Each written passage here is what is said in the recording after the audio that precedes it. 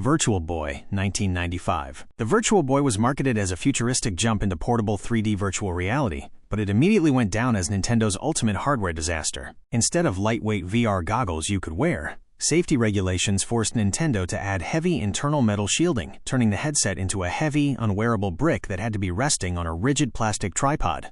Players were forced to hunch aggressively over a table to play, causing neck strain within minutes. Worst of all, to keep costs down, Nintendo skipped color screens and used intense, oscillating neon red LEDs bouncing off internal mirrors.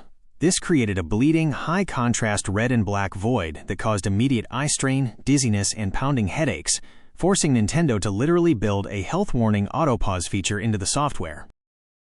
Nintendo 64, 1996. The Nintendo 64 successfully brought gaming into the third dimension with masterpieces like Super Mario 64, but its primary hardware flaw was sitting right in the center of its groundbreaking controller, the analog stick. Nintendo opted for an internal design utilizing cheap plastic gears rubbing against a plastic housing. As players vigorously spun the stick, especially during aggressive minigames in Mario Party, the friction literally ground the plastic down, creating a fine white powder inside the controller.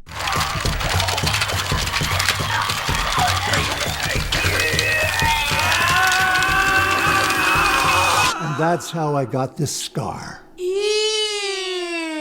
Sounds like the 90s sucked, Grandpa. All of those games sounded so boring. You didn't even have Wi-Fi. It sounds to me like you're living in the dark. Shut the fuck up! Shut up! Over time, the housing loosened completely, leaving millions of N64 controllers with loose, floppy, and unresponsive joysticks that couldn't hold a dead zone.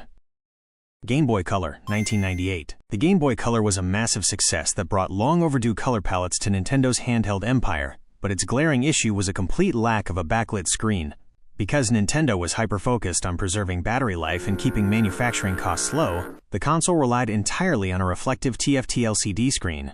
Without an internal light source, playing the system required sitting directly under a bright lamp or riding in the backseat of a car passing under streetlights. This massive oversight birthed a lucrative aftermarket of third-party worm lights and magnifying accessories just so kids could see what was happening on screen. Nintendo GameCube, 2001. This is what I like to call the Nintendo Shit Cube. And the reason I call it the Nintendo Shit Cube, because it's a piece of fucking shit! The GameCube remains a beloved cult classic for its incredible library, but its physical design suffered from a serious case of format stubbornness. While competitors like the PlayStation 2 embraced standard DVDs, which allowed the PS2 to double as an affordable home movie player, Nintendo restricted the GameCube to proprietary 8cm mini DVDs. These tiny discs held a fraction of the data of a standard DVD. This storage bottleneck forced developers to heavily compress audio, cut cinematic cutscenes, or split massive games across multiple discs, ultimately driving major third-party developers away from the platform. Nintendo DS, 2004. The Nintendo DS took the world by storm with its dual screens and touch controls, but early adopters paid the price with a notoriously fragile physical build.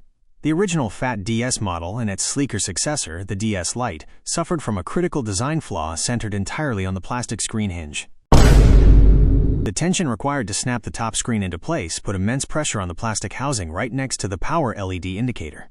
Over time, this plastic would crack and snap completely, leaving millions of handhelds with a limp, flopping top screen that would eventually sever the internal ribbon cables and kill the system entirely. Nintendo Wii, 2006. Wii? Come on, that little controller, baby, that looks like a dildo. The Nintendo Wii became a global cultural phenomenon by introducing motion controls to the masses, but its hardware flaw didn't come from the console itself. It came from the strap holding the remote. The original wrist straps packaged with the Wii Remote were incredibly thin and weak. When players got overly enthusiastic swinging their arms in Wii Sports, the thin cord would snap under the kinetic force, launching the solid plastic remote straight into expensive, early-generation flat-screen televisions.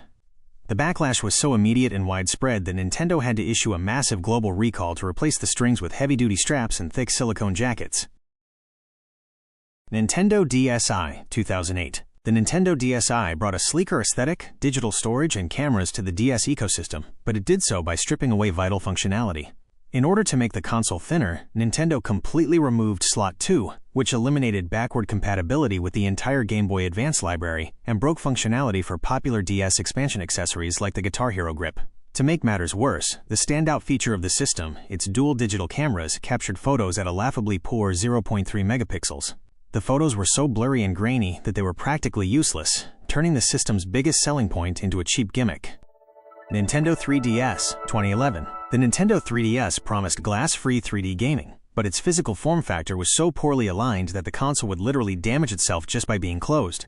The raised plastic bezel surrounding the bottom touchscreen was designed slightly too high, meaning that when the clamshell console was folded shut, the lower bezel pressed tightly against the top screen. Over months of normal use or being carried in a pocket, this friction left permanent vertical scratch lines directly across the upper 3D display, forcing players to use third-party rubber bumpers just to protect their screens. Wii U, 2012. The Wii U is widely regarded as one of Nintendo's biggest commercial failures, and its core flaw was the heavy, clunky gamepad controller. While consumers mistakenly thought the gamepad meant they could play the console on the go like a tablet, the controller possessed zero onboard computing power and acted purely as a wireless monitor.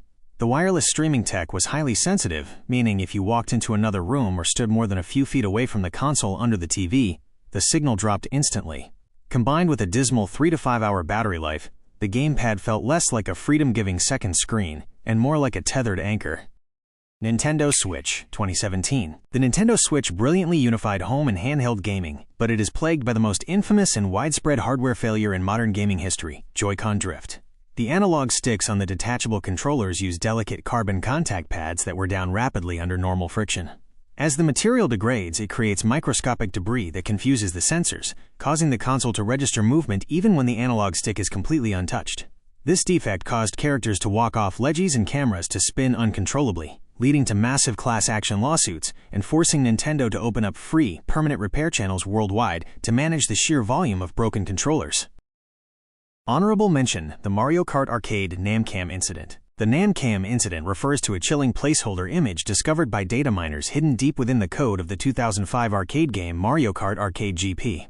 The game utilized a cabinet camera, the NamCam, to take photos of players' faces for their in-game avatars. However, while testing the camera's facial recognition software during development, a programmer likely grabbed a random high-resolution photo from the internet to use as a test file. Tragically, that photo was a real-world news image from the horrific 2004 Beslan school hostage crisis in Russia. Because the file was completely buried in the game's internal code, it was never seen by regular arcade players. But it remains one of the most morbid and bizarre accidental oversights in gaming history. If you made it this far, thanks so much for watching. If I missed anything from this video, feel free to comment down below. I hope to bring you plenty of great videos along the way, so stay tuned, and I'll see you in the next one.